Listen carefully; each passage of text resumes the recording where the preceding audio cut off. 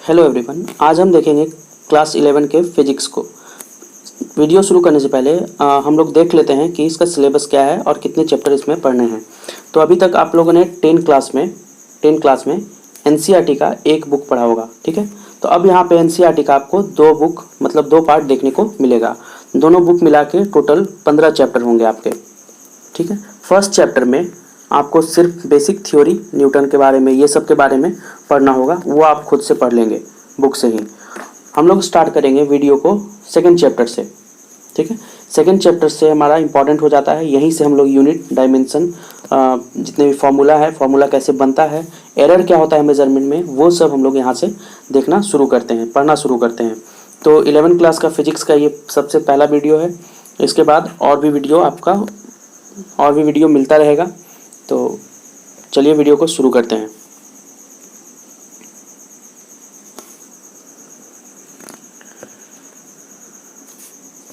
सबसे पहले चैप्टर का नाम देख लेते हैं। तो फर्स्ट चैप्टर तो मैंने बता दिया, फिजिकल वर्ल्ड है, वो आप लोग खुद से पढ़ लेंगे बुक जब आप लोग खरीदेंगे लॉकडाउन के बाद। तो यहाँ हम लोग देखते हैं सेकंड चैप्टर। सेकंड चैप्टर का नाम है unit and measurement. Second chapter का क्या नाम है? यूनिट्स एंड मेजरमेंट, ठीक है। अगर आप चाहते हैं तो आप नोट्स भी इससे बनाते जा सकते हैं, ठीक है। कॉपी निकालिए और नोट्स बनाना शुरू कीजिए। मैं डेफिनेशन जो है सिर्फ बोल दूंगा, यहाँ पे लिखाएगा नहीं, डेफिनेशन बोल दूंगा। वीडियो को आप पॉज करके उस डेफिनेशन को आप लिख सकते हैं, ठीक है। कोई भी टॉपिक मैं नहीं छोड़ रहा हूँ। तो आप जो नोट तैयार करेंगे इस वीडियो से वो आपका परफेक्ट नोट होगा। उसके बाद कहीं से नोट बनाने का ज़रूरत नहीं होगा। तो चलिए शुरू करते हैं। सबसे पहले चैप्टर का नाम देखिए, सेकेंड चैप्टर है ये।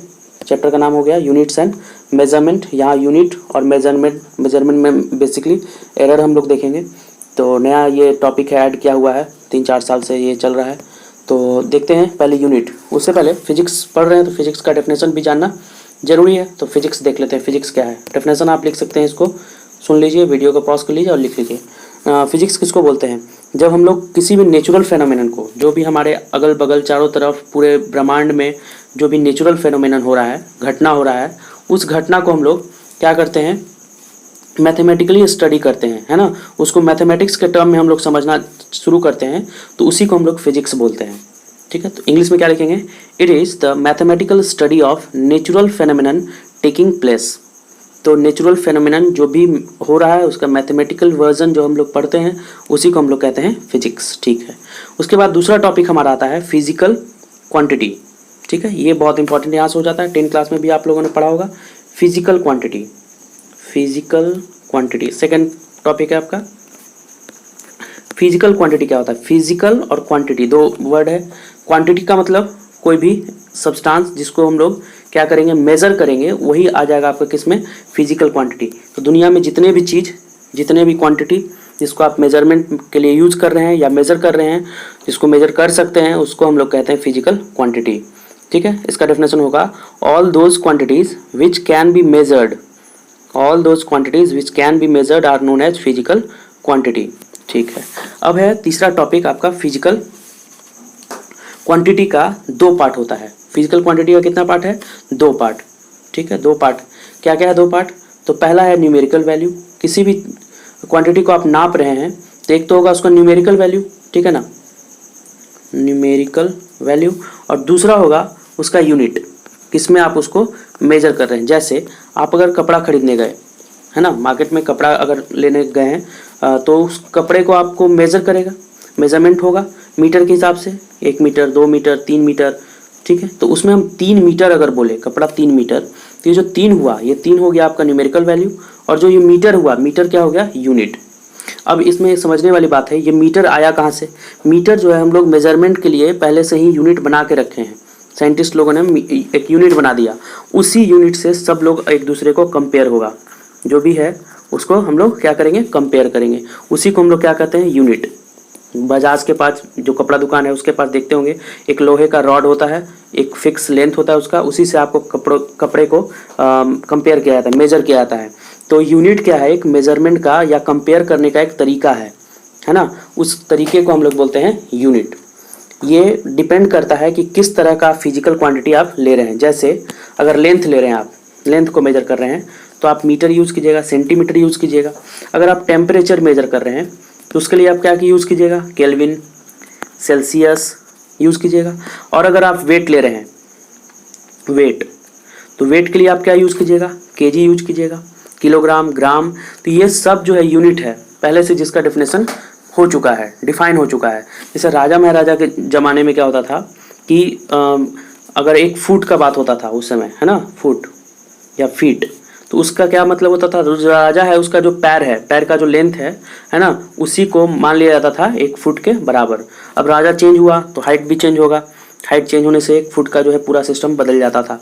तो ये सब अभी जो है मॉडर्न एज में इस सब को हटा दिया गया, एक फिक्स सिस्टम बना दिया गया जिससे कि पूरा दुनिया चल रहा है। मान लीजिए गाड़ी एक बनाना है हम लोग को, है ना, मोटरसाइकिल एक बनाना है।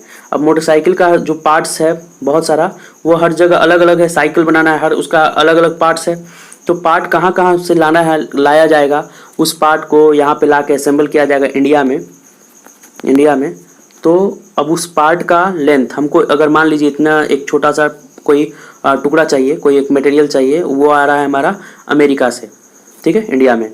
अब इस पार्ट का लेंथ, अमेरिका का जो लेंथ है और जो इंडिया का जो सिस्टम है नापने का, दोनों सेम होना चाहिए, तब आके ये इंडिया में फिट होगा। अगर अमेरिका का अलग लेंथ हुआ, इंडिया का 1 मीटर अलग लेंथ हुआ, तो इंडिया में आके ये फिट नहीं होगा। इसलिए एक सिस्टम बनाया गया है, उस सिस्टम से सबको फॉलो करना होता है, तब जाके हमारा यूनिट एंड मेजरमेंट जो है सक्सेसफुल होता है। ठीक है, तो अभी हम लोग क्या पढ़ रहे थे, फिजिकल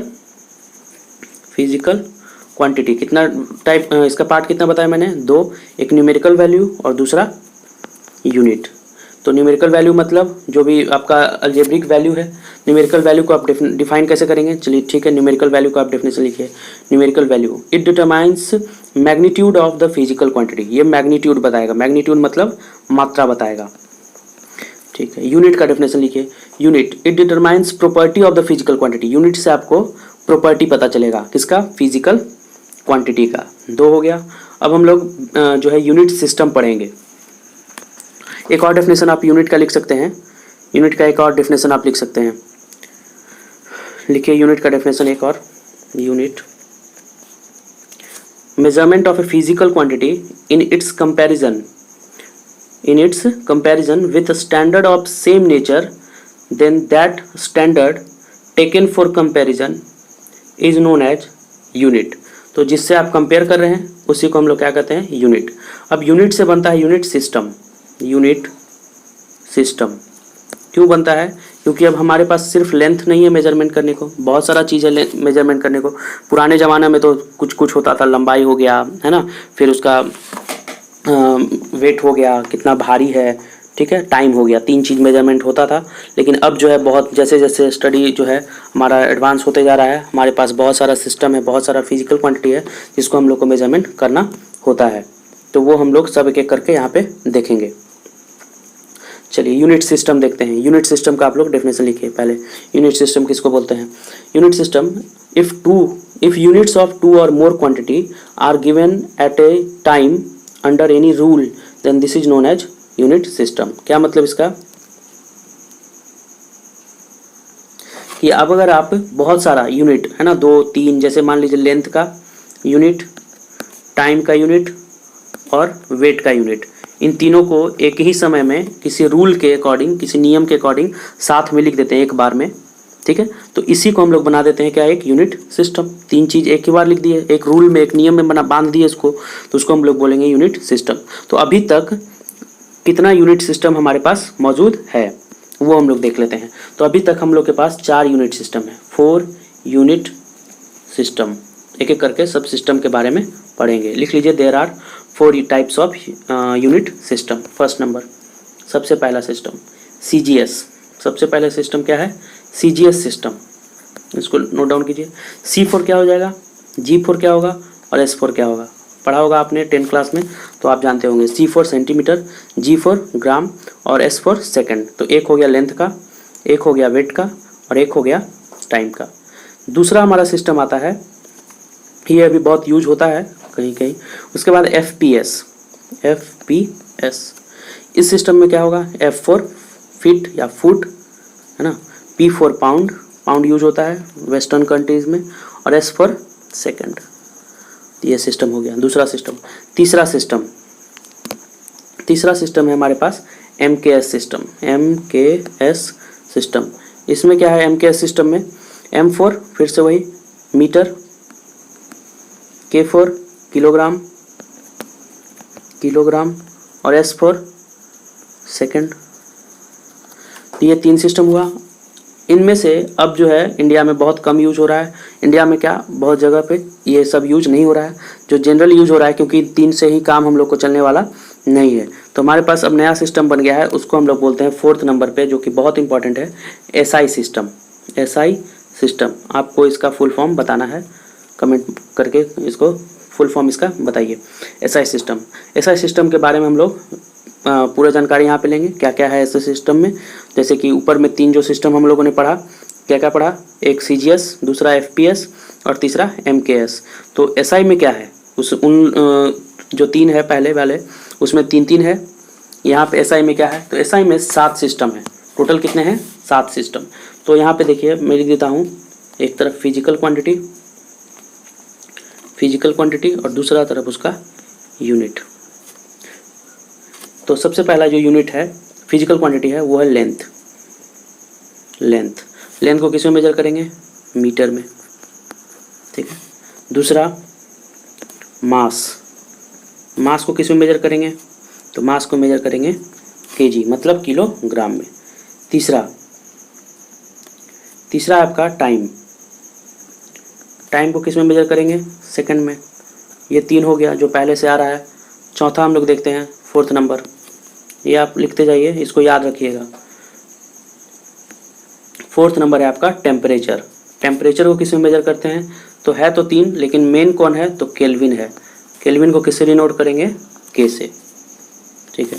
4th नंबर। तो 5th नंबर क्या है, टेम्परेचर के बाद ल्यूमिनस इंटेंसिटी, काफ़ी लंबा नाम है और इसका यूनिट भी अजीब है थोड़ा सा। ल्यूमिनस इंटेंसिटी है कैंडेला। अच्छा, ल्यूमिनस इंटेंसिटी क्या है ये मैं बता दूंगा आपको। ल्यूमिनस मतलब देखते होंगे आप, कोई भी चीज़ चमकदार होता है, जैसे कि सन का लाइट अलग है, जो हम घर में बल्ब जलाते हैं उसका इंटेंसिटी अलग है, उसका जो चमकने का पावर है वो अलग है। एक छोटा सा बल्ब ले लीजिए 0 वाट का, उसका इंटेंसिटी अलग होगा। तो कोई कितना चमक रहा है, किसमें कितना ब्राइटनेस चमकदार है, उसी को मेजर करते हैं हम लोग। और उसको मेजर करने के लिए क्या यूज करते हैं, फिजिकल क्वांटिटी क्या है उसको कहते हैं ल्यूमिनस इंटेंसिटी। किस में मेजर करते हैं, कैंडेला में, ठीक है। आगे बढ़ते हैं 6 नंबर में। 6 नंबर है हमारा इलेक्ट्रिक करंट, ठीक है। इलेक्ट्रिक करंट ये फिजिकल क्वांटिटी हो गया और इसका यूनिट क्या हो जाएगा इलेक्ट्रिक करंट का, एम्पियर। 10 क्लास में भी पढ़ा होगा आपने। एम्पियर को किसे डिनोट करते हैं, कैपिटल A से या स्मॉल में AM पीज लिख के भी हो जाता है सर, ठीक है। उसके बाद आते हैं 7th नंबर, लास्ट, क्योंकि हमारे पास SI सिस्टम में 7 ही फिजिकल क्वांटिटी होते हैं। 7वां नंबर है आपका amount of substance. Amount of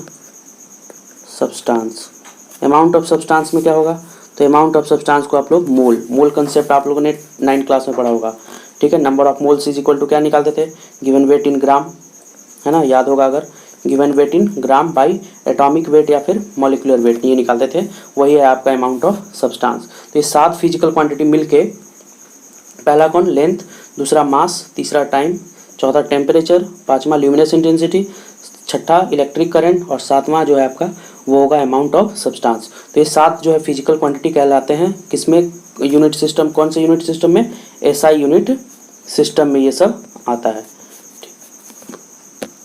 इसको याद कर लीजिए 7 को।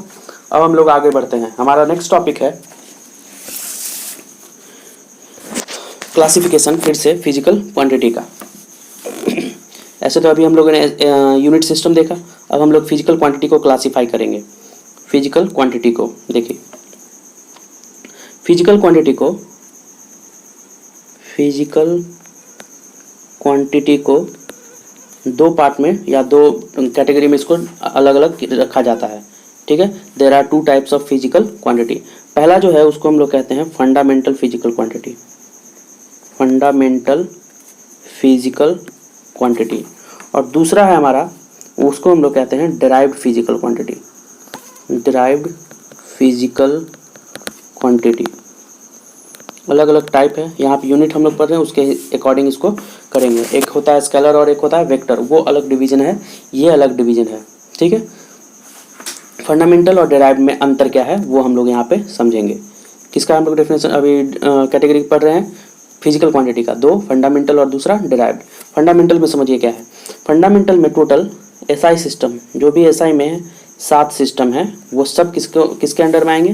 फंडामेंटल के अंडर में। डेराइव्ड में क्या आएगा? 7 को छोड़ के, है ना, एक्सेप्ट 7 या ऑल अदर देन 7। तो 7 को छोड़ के उस जो आएगा फिजिकल क्वांटिटी, उसको हम लोग रखते हैं डिराइव्ड में। जैसे कि मान लीजिए आपके पास यहाँ पे एसआई सिस्टम में वेलोसिटी नहीं था वेलोसिटी नहीं था वेलोसिटी, तो वेलोसिटी किस में आ जाएगा? डिराइव्ड में। स्पीड था? नहीं था, स्पीड किस में आ जाएगा? डिराइव्ड में। फिर एक्सेलरेशन था? नहीं था, एक्सेलरेशन किस में आ जाएगा? डिराइव्ड में। अब और क्या हम इससे अंतर कर सकते? एक तो हो गया कि जो एसआई सिस्टम है उसको हम लोग क्या कहते हैं? फंडामेंटल, और जो डिराइव्ड में आएगा क्या आएगा? 7 को छोड़ के आएगा। और क्या इसका डिफरेंस हो सकता है? डिफरेंस इसका देखिए यहाँ पे, इसमें क्या डिफरेंस होगा कि जिसको हम लोग जिसके यूनिट को लिखते समय किसी का हेल्प नहीं लेना पड़े दूसरे क्वांटिटी का, तो उसको हम लोग रखते हैं फंडामेंटल में, बिना हेल्प नहीं ले रहे हैं। और जिसके यूनिट को लिखते समय हेल्प लेना पड़े दूसरे फिजिकल क्वांटिटी का, उसको हम लोग रखते हैं डेराइव्ड फिजिकल क्वांटिटी में। तो ये हो गया आपका यूनिट के अकॉर्डिंग कि फंडामेंटल फिजिकल क्वांटिटी 7 होते हैं, डेराइव्ड बाकी 7 को छोड़ के होगा। फिर होगा फंडामेंटल में जिसमें लिखने के लिए, यूनिट को लिखने के लिए हेल्प नहीं लेना पड़ता है, उसको हम लोग बोलते हैं फंडामेंटल फिजिकल क्वांटिटी। और जिसके यूनिट को लिखते समय हेल्प लेना होता है, उसको हम लोग बोलते हैं डेराइव्ड फिजिकल क्वांटिटी। ठीक है, दोनों में अंतर हो गया। अब डेफिनेशन आपका आता है, डेफिनेशन लिखना होगा अगर, तो डेफिनेशन में बोल देता हूँ। सबसे पहले डेफिनेशन लिखिए फंडामेंटल का, fundamental physical quantity.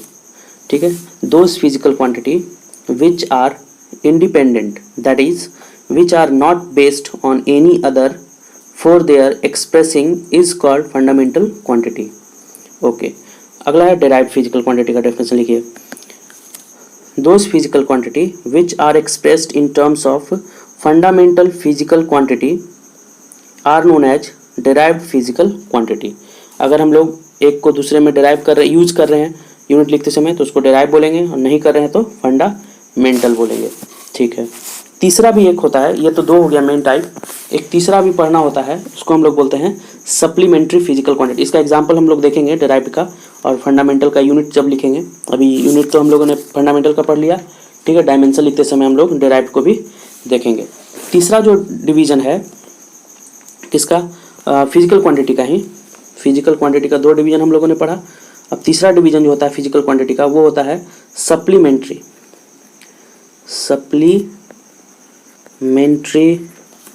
Physical quantity. इसमें क्या आता है? तो इसमें आता है एंगल, 2 एंगल 2 तरह का होता है। अभी आप लोगों ने पढ़ा होगा 10 क्लास तक प्लेन एंगल, ठीक है, और एक होता है angle solid angle. Plane angle क्या है, सॉलिड एंगल क्या है? तो प्लेन एंगल जो आप लोगों ने पढ़ा अभी 10 क्लास तक, थीटा जिसको हम लोग डिनोट करते हैं जनरली, थीटा मतलब सर्कल के सेंटर पे एक आर्क के द्वारा कितना एंगल बनाया जाता है, उसको हम लोग बोलते हैं प्लेन एंगल। ये प्लेन होता है, मतलब 2D फिगर पे ये बनेगा, जितना भी आपका 2D फिगर है, ठीक है, जैसे एंगल हो गया, ट्रायंगल हो गया, सर्कल हो गया, स्क्वायर हो गया, रेक्टेंगल हो गया, सब 2D फिगर है। इसमें लेंथ होता है, ब्रेथ होता है, हाइट नहीं होता है, थिकनेस नहीं होता है, तो उसको हम लोग बोलते हैं प्लेन एंगल। डिनोट किससे करेंगे? थीटा से। ठीक है, सॉलिड एंगल की बात करते हैं। सॉलिड एंगल मतलब क्या होगा? जब आप लोग कोई 3D फिगर देखिए, जैसे कि कोन, सॉफ्टी जिसको बोलते हैं, आइसक्रीम वाला, इस तरह का होता है, तो यहाँ पे जो एंगल बन रहा है इसके सेंटर पे, इस एंगल को हम लोग बोलेंगे सॉलिड एंगल। इसको डिनोट किससे करेंगे? इसको डिनोट करने के लिए सिंबल है ओमेगा। क्या इसको पढ़ते हैं? ओमेगा। तो एक 3D फिगर में जो भी एंगल बनता है सेंटर पे, उसको हम लोग बोलते हैं सॉलिड एंगल। प्लेन एंगल में क्या था? प्लेन एंगल में, अगर ये प्लेन एंगल है आपका सर्कल में, तो टोटल एंगल एक बार जब पूरा कंप्लीट होगा तो कितना एंगल बनेगा सेंटर पे? 360 डिग्री। उसी तरह जब आप सॉलिड एंगल का बात करते हैं इसमें कोन में, अब इस कोन को आप एक कंप्लीट कोन में बदलिएगा तो क्या बन जाएगा? एक स्फीयर बन जाएगा। 3D स्फीयर होता है, 2D सर्कल होता है 3D में। तो इसके सेंटर पे टोटल एंगल कितना बनेगा, कंप्लीट एंगल कितना बनेगा यहाँ पे सेंटर पे, तो ये बनेगा आपका 720 डिग्री। डिराइव करते हैं इसका फॉर्मूला 720 डिग्री। याद हो गया आपको। सॉलिड एंगल को किससे डिनोट कर रहे हैं, ओमेगा से। प्लेन एंगल को किससे डिनोट कर रहे हैं, थीटा से। थीटा कंप्लीट एंगल कितना होता है 360 और सॉलिड एंगल कंप्लीट कितना होता है 720। ठीक है, अब क्या हम लोग बढ़ते हैं आगे। सबसे पहले बात करते हैं प्लेन एंगल का। प्लेन एंगल डेफिनेशन लिखिए। प्लेन एंगल का डेफिनेशन आप लोगों ने पढ़ा होगा 10th क्लास में मैथ में, यहाँ भी लिख लीजिए। It is defined as the ratio of, ratio है ये, आर्क लेंथ एंड रेडियस। किसका किसका, आर्क लेंथ और रेडियस। तो यहाँ रेडियस हो गया आपका आर, और मान लीजिए एक आर्क आप ले रहे हैं, इसका आर्क यहाँ से का दूरी जो है वो हो गया आपका एल, यहाँ से लेके यहाँ तक का। तो प्लेन एंगल को डिनोट किससे करेंगे, थीटा से। थीटा इज इक्वल टू किसका किसका रेशियो, आर्क लेंथ और रेडियस। आर्क लेंथ कितना है एल, रेडियस कितना है आर। ये आपका हो गया फॉर्मूला किसका, प्लेन एंगल का। आप लोगों ने पढ़ा होगा 10th क्लास में भी। ठीक है, आगे देखिए इसमें और क्या पढ़ना है प्लेन एंगल में। Theta is equal to l r. अगर आप मान लीजिए एल को आप बढ़ाते जा रहे हैं, एल को आप क्या करते जा रहे हैं, बढ़ा रहे हैं। एल को आप ज़्यादा से ज़्यादा कहाँ तक बढ़ा सकते हैं, इस ए पॉइंट से शुरू करके फिर से घूम के एक बार गोल ए पे ही आके रुक जाइएगा। तो एक बार पूरा घूमने से वैल्यू कितना हो जाता है, सरकमफेरेंस हो गया। सरकमफेरेंस का वैल्यू 2 पाई आर। ठीक है, आर तो ये नहीं बढ़ेगा, रेडियस तो नहीं बढ़ सकता है सर्कल का। तो यहाँ पे इस फॉर्मूला में हम लोग पुट करेंगे theta is equal to l के जगह पे क्या पुट करेंगे 2 पाई आर, नीचे में क्या पुट करेंगे आर। आर से आर कैंसिल, क्या बचा 2 पाई। पाई का वैल्यू कितना होता है एंगल, पाई का मतलब एंगल फॉर्म में, रेडियन फॉर्म में नहीं, 180 डिग्री होता है 180। 2 से मल्टीप्लाई करेंगे तो 360 डिग्री। तो थीटा का मैक्सिमम वैल्यू जब आर्क लेंथ मैक्सिमम होगा तो 300 कितना होता है 60 डिग्री होता है। प्रूफ हो गया। फॉर्मूला आपको याद रहेगा, theta is equal to l by r, मतलब रेशियो किसका किसका, आर्क लेंथ यहाँ से यहाँ आर्क लेंथ हो गया है ना, ये आपका हो जाता है आर्क लेंथ यहाँ से यहाँ तक। तो ये किसी ने नोट कर रहे हैं एल से, और रेडियस हो गया यहाँ पे आर से। तो इसको हम लोग बोलते हैं प्लेन एंगल। ठीक है, अब आते हैं प्लेन एंगल के बाद किसमें, हाँ इसको लिख सकते हैं आप इस तरह से कि theta max is equal to 2 pi. अगर आप लिख रहे हैं किसमें, रेडियन में, एक होता है रेडियन, पढ़िएगा मैथ में आप लोग। और यहाँ हो गया 360 डिग्री, डिग्री में ये हो गया, ऊपर वाला रेडियन में हो गया। अब आते हैं हम लोग सॉलिड एंगल में। चलिए सॉलिड एंगल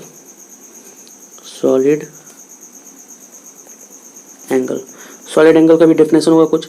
तो ये भी रेशियो है, ये भी क्या है एक तरह का रेशियो, अनुपात है ये।